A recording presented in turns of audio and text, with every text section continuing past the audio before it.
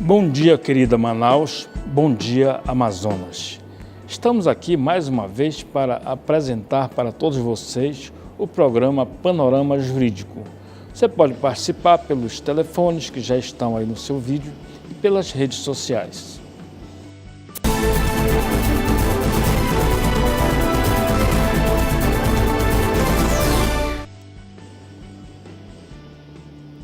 O presidente da República, Michel Temer, aprovou na semana passada a lei que endurece as punições para pessoas que cometem tráfico interno e internacional de pessoas. A pena varia de 4 a 8 anos para quem cometer o delito. Antes dessa lei, não havia uma legislação sobre o tráfico de pessoas de forma mais abrangente, somente sobre tráfico de mulheres e de crianças.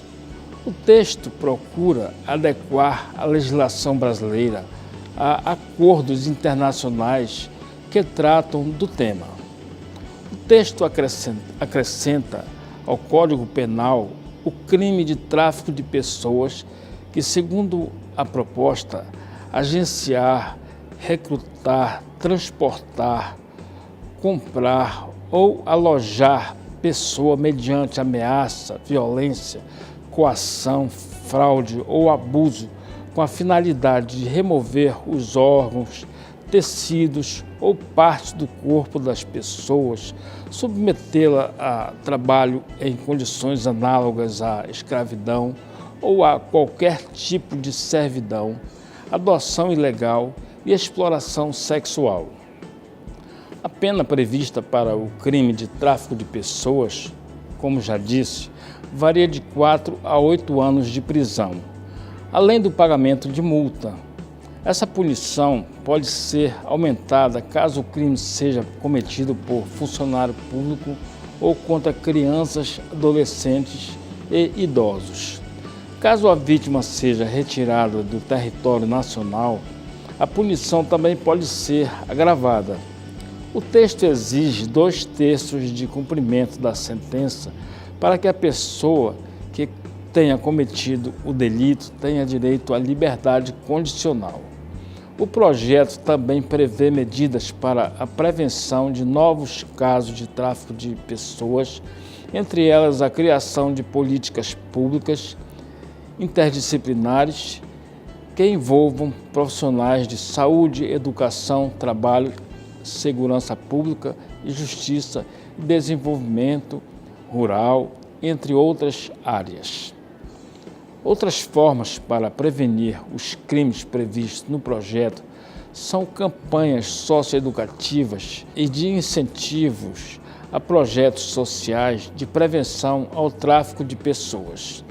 Como forma de reprimir atos de tráfico de pessoas, o projeto estabelece a cooperação entre órgãos dos sistemas de justiça, segurança nacional e internacional. Além disso, a proposta prevê a criação de um banco com dados de infratores e vítimas de tráfico a fim de evitar novas ocorrências. Vamos fazer uma pequena pausa para o intervalo e voltaremos em seguida com a entrevista da semana. Não saia daí, voltamos já.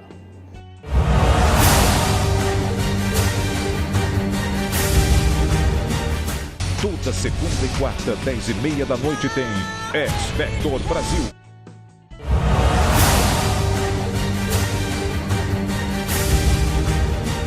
Sejam bem-vindos de volta ao programa Panorama Jurídico.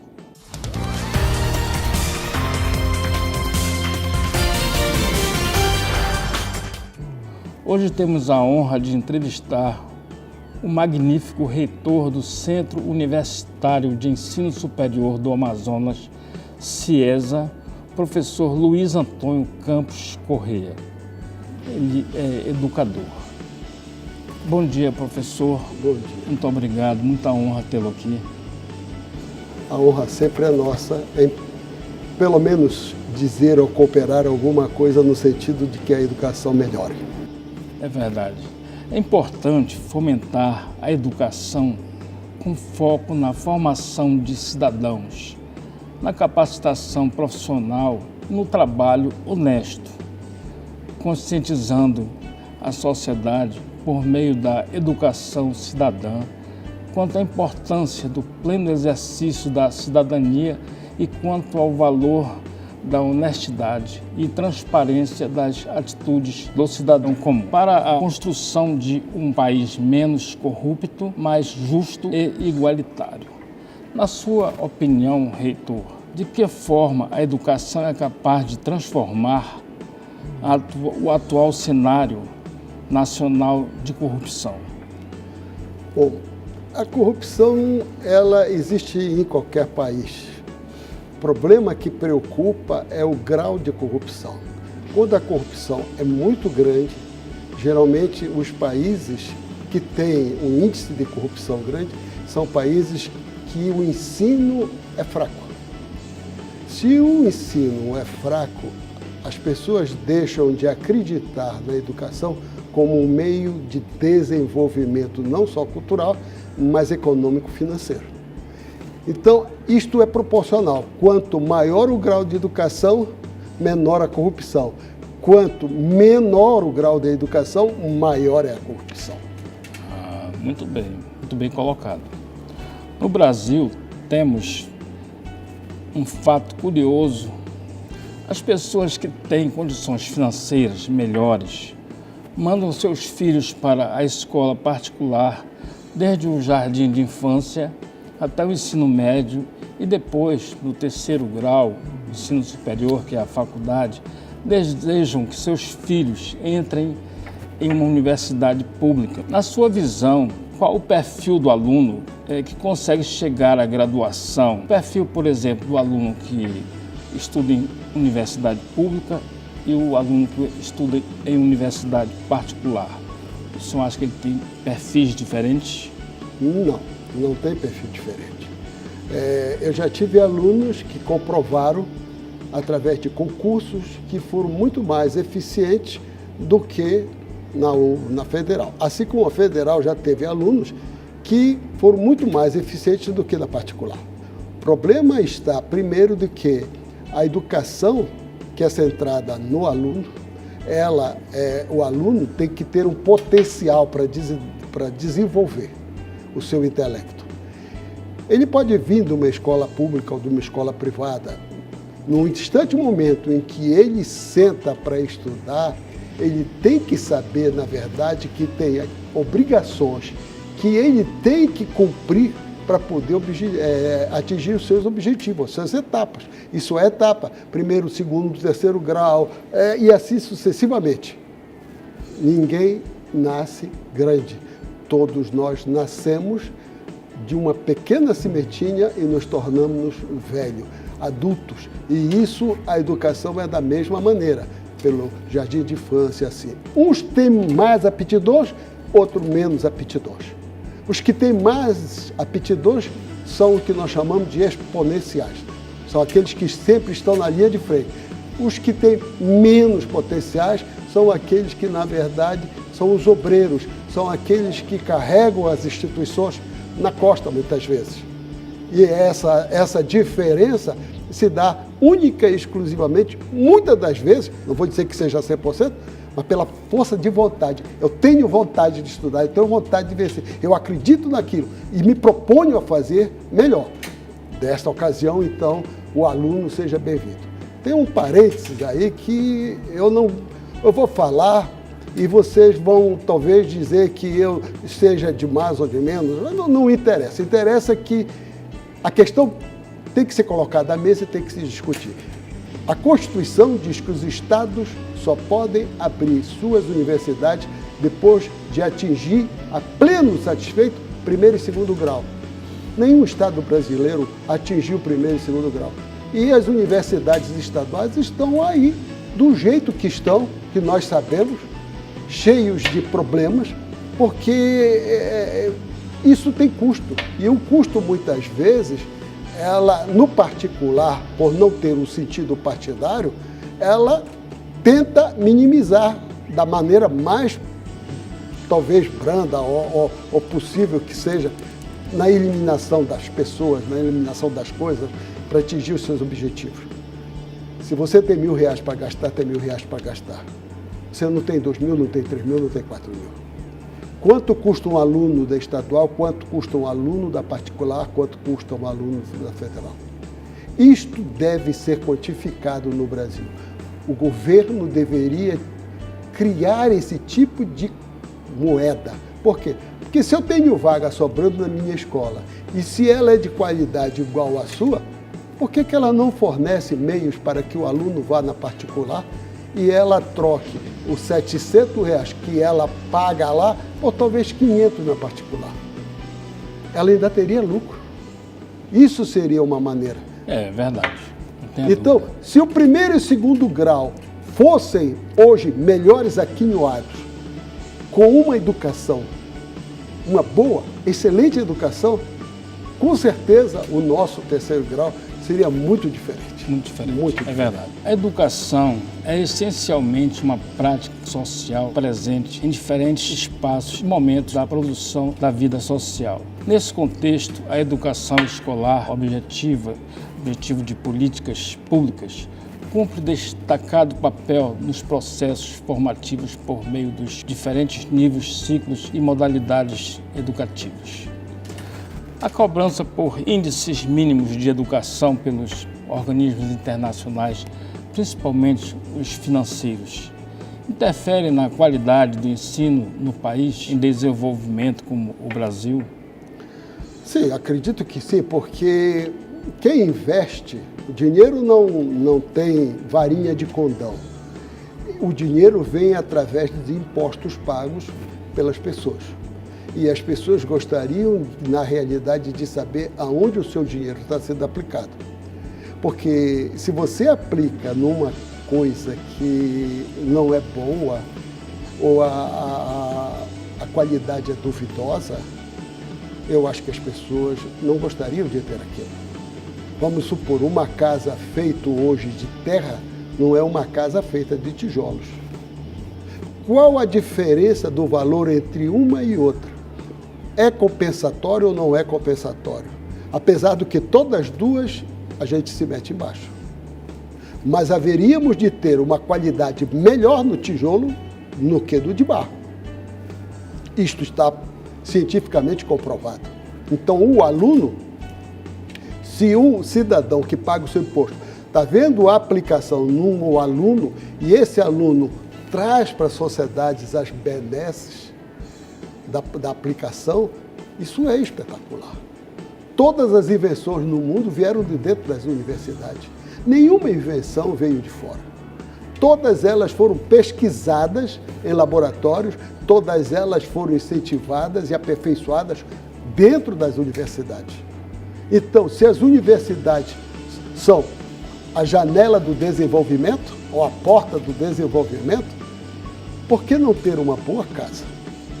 Talvez uma casa não de tijolo, mas uma casa de concreto, em que possa resistir tempestades violentas, como hoje o Brasil atravessa. O Brasil hoje está atravessando uma crise sem precedentes. E esta crise vai afetar, já afetou. Tem escolas que já perderam mais de 50% dos seus alunos. E uma geração que fica em casa sem estudo é uma geração que vai ocupar a sua cabeça, talvez com coisas que não sejam honestas, não sejam legais. Então, nós queremos uma sociedade digna, mas também queremos a aplicação do nosso dinheiro, dos nossos impostos, com dignidade. Reitor, o Brasil já tem mais faculdades de direito do que o resto do mundo. Somados são 1.240 faculdades de direito no Brasil e o resto do mundo são 1.100 faculdades de direito. Essa semana saiu em um site nos Estados Unidos uma reportagem dizendo que a advocacia não é mais uma rota segura para o sucesso que os estudantes escolhiam antigamente. Como reitor de uma conceituada instituição de ensino privado, como o senhor avalia sobre o elevado número de faculdades de direito no Brasil? Olha, isso para mim, vamos dizer assim, é natural. Eu tenho orgulho de representar uma instituição como o CIESA no Amazonas, a UniCIESA, que é a 57ª instituição no Brasil, melhor do que muitas capitais brasileiras. Talvez as pessoas não estejam ligadas hoje nesta situação. Não me parece que a gente deva fazer uma propaganda daquela... eu gostaria de ser o primeiro, não o 57º. Eu ainda não estou confortável. Apesar do que do norte do Brasil, o CIESA hoje é o melhor qualificado. No estado do Amazonas, é o primeiro do ranking do estado do Amazonas. No estado do Amazonas tem cursos de direito com 300, 400, sei lá, não sei quantos lugares lá depois. Bom, o problema é o seguinte, tem que ter curso de direito? Tem que ter. A ordem jurídica é uma ordem social, ela tem que ter. Segundo, eu não posso impedir ninguém de estudar. A Constituição garante o direito da pessoa de estudar. Porém, a OAB, ao fazer o exame de ordem, ela está habilitando os bons estudantes para fazer. Eu não posso obrigar ninguém a estudar. Você já imaginou se todo dia eu metesse a Constituição debaixo do braço, ficasse na porta da escola perguntando quem fez o dever de casa ou não fez? Voltamos de novo ao ensino de primeiro grau? Nossos alunos têm que ter a responsabilidade de saber o que querem. Ter 2.000, 3.000 escolas não quer dizer nada. O que quer dizer é que o aluno tem que procurar os bons cursos, os melhores professores. Não adianta uma pessoa que não quer estudar direito, mas foi imposta pelo pai para ir à escola fazer direito. Ele não quer fazer direito. Ele vai lá para fazer, vai passar se arrastando, vai fazer alguma coisa ou outra, mas... Para satisfazer um desejo do pai, né? Satisfazer o desejo do pai.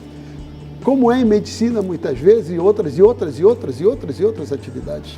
Professor, o exame da Ordem dos Advogados do Brasil é uma exigência inconstitucional na interpretação do desembargador federal Vladimir Souza Carvalho no Tribunal Federal da 5ª Região de Pernambuco.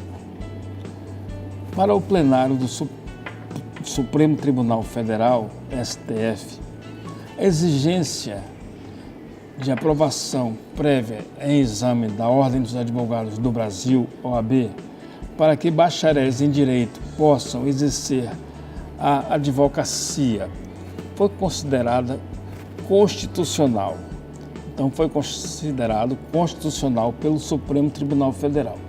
Na sua opinião, em primeiro lugar, eu gostaria que o senhor externasse o seu ponto de vista. O senhor entende que é constitucional ou inconstitucional o exame da ordem? E uma segunda pergunta nesse mesmo contexto, se o senhor entende que é necessário realmente esse filtro para avaliar o bacharel em direito, se está apto ou não para exercer a advocacia? Olha, é constitucional. É constitucional. Qualquer atividade profissional é regulamentada pela própria Constituição brasileira. Isso não tem nada. Por que é inconstitucional? Então, o que a OAB faz, deveriam fazer todas as outras atividades. Eu não posso e não devo proibir ninguém de querer estudar. Aquilo que eu já lhe disse é o seguinte: se eu quero fazer algum estudo e se a escola existe e é lá o meu lugar que eu devo buscar o conhecimento, ninguém me proíbe de ir lá. Agora, quanto à atividade profissional, essa tem risco. Essas têm que ser administradas. Hoje foi colocada na televisão, de um modo geral, a imprensa mundial, o Prêmio Nobel de Economia. Sobre o que é o Prêmio Nobel de Economia? Não é sobre tratados de economia, é sobre contrato que as pessoas têm nas suas relações.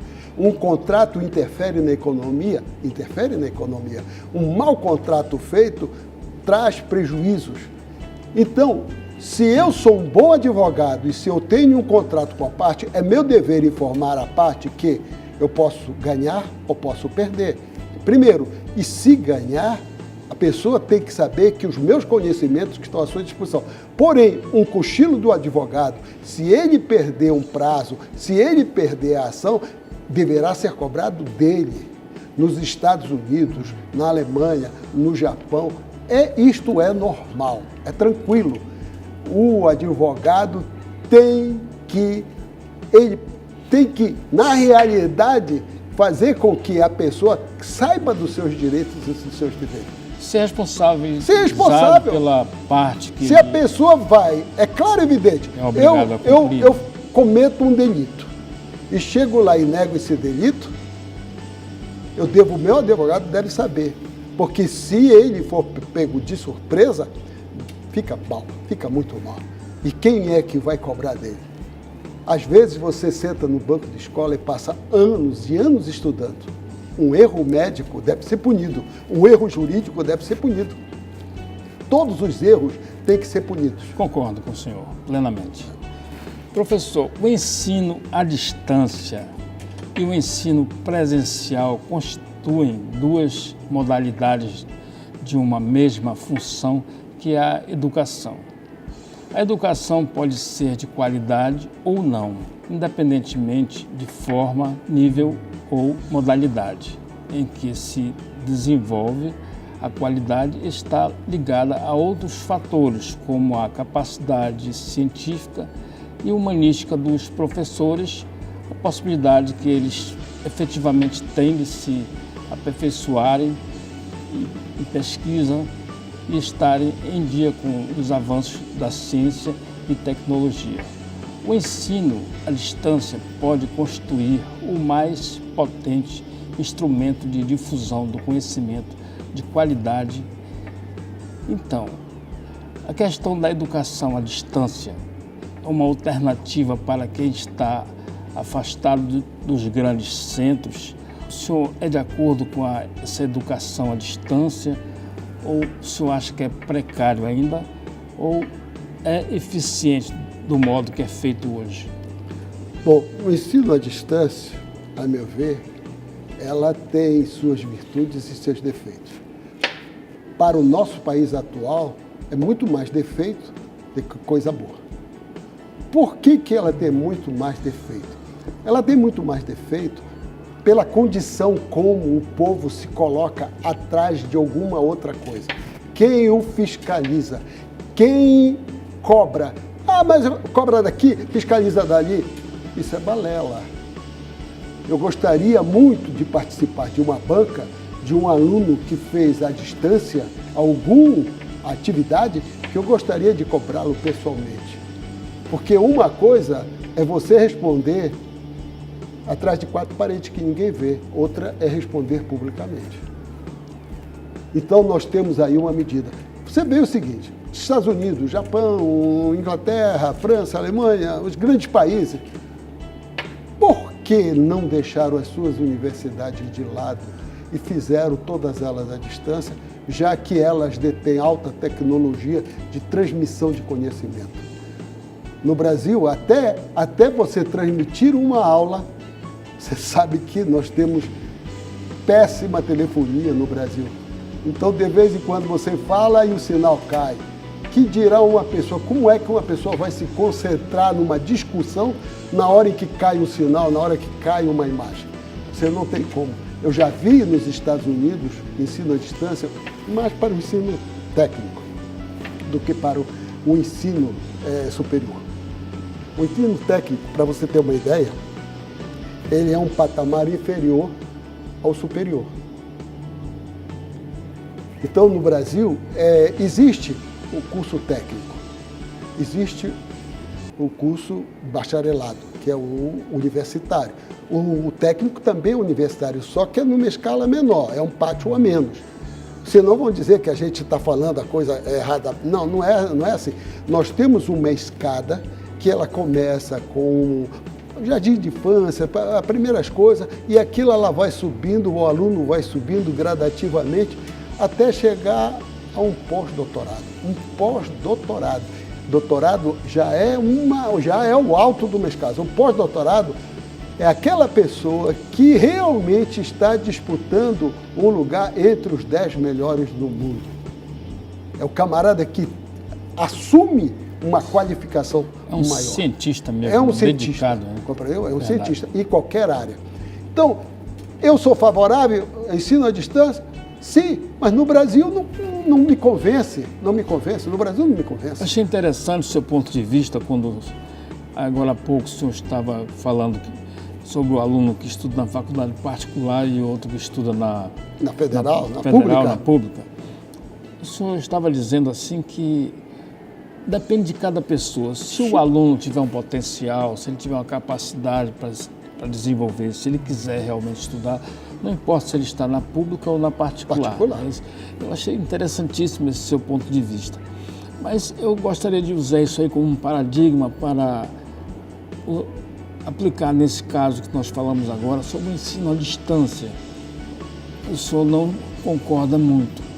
Se nós utilizássemos esse mesmo parâmetro, se o aluno for bom, se ele for dedicado... Se ele for de responsabilidade. Se ele for de responsabilidade, não importa se ele está fazendo à distância não vejo nada. Ele vai fazer um bom curso à distância, seria nesse sentido? Seria nesse sentido. Mesmo porque o grande problema hoje é que sempre nós indagamos como tirar as nossas dúvidas. As nossas dúvidas, às vezes, você tirando por computador, por e-mail, essas outras coisas, não é a mesma coisa que presencial. Presencial é o olho no olho, é a dúvida na dúvida, é a justificativa da justificativa.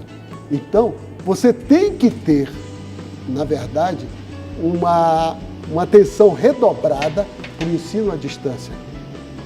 E num país como o nosso, eu não gostaria de me meter numa coisa que, no momento da crise, é um momento moral.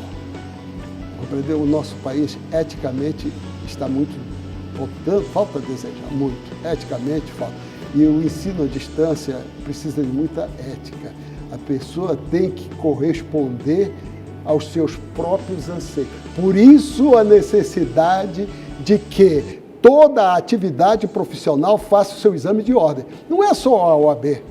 Nós deveríamos ter exame de ordem para administração, para economia, para contabilidade, para psicologia, para pedagogia, para odontologia. Engenharia, para engenharia, para todos nós deveríamos ter. Por quê? Porque se você tem um prejuízo e alguém não ressarce pelo teu prejuízo, você acaba perdendo. Professor, infelizmente, o nosso tempo é muito exíguo, já esgotou, mas nós ainda temos um espaço para o senhor fazer as suas considerações finais. Eu tenho aqui uma dúvida que eu gostaria que o senhor esclarecesse melhor, que eu estava lendo em um tabloide, onde o senhor foi citado, tinha uma reportagem grande sobre o senhor, e nós sabemos que a sua luta é por uma pátria embasada na educação, saúde e família. Por que o senhor destacou esses pontos? Educação, saúde e família. Há um pequeno, uma mensagem ainda dos tempos antigos, do tempo do Império Romano, que dizia: uma mente sã num corpo são. Se nós tivermos um corpo sadio, a nossa inteligência será sadia. Nós não teremos máculas nenhuma. Nós estaremos dispostos a corresponder à ansiedade do próprio corpo, que é a busca, a indagação do porquê. Por quê? Por quê? A família, quando ela é estruturada, o próprio indivíduo vê no exemplo dos pais de que eles fizeram de uma tal maneira um esforço para que o filho fosse estudar, que muitas vezes não passasse pelos percalços da vida que ele passou. Na minha faculdade, eu às vezes olho muitos agricultores que choram quando olham para os filhos que são formados. Então, para eles, aquilo é mais do que uma vitória. Compreendeu? É realmente um laureado. Professor, infelizmente nosso tempo realmente já esgotou. Agradeço muitíssimo a sua presença aqui. Tenho certeza que o nosso público de casa gostou muito e o Panorama Jurídico fica por aqui. Agradecemos a audiência, a todos que participaram. Tenham todos um excelente final de semana e até o próximo sábado. Eu agradeço a todos que estão nos ouvindo. Estarei sempre à disposição do Panorama Jurídico e toda vez que quiserem discutir educação, eu me proponho estar aqui com você. Desarmado. Muito obrigado. Que legal. Obrigado.